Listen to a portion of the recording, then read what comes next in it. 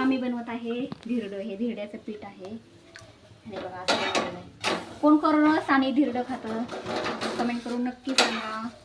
त्याला काय म्हणतात तुमच्या ह्याच्यात. हे बघा असं बनवतोय आम्ही.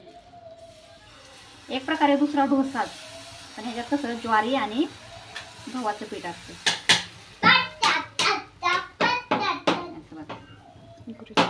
मस्त पैकी आणि गुरुची मस्ती चालू आहे.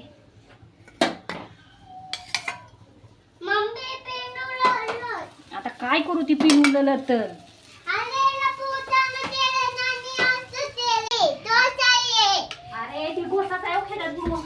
तर गुरुला असं वाटतंय की हे डोसा आहे ना गुरु. येस, हा डोसा असा आम्ही ह्यात आमरस बरोबर खातो. कोण कोण खातं हो.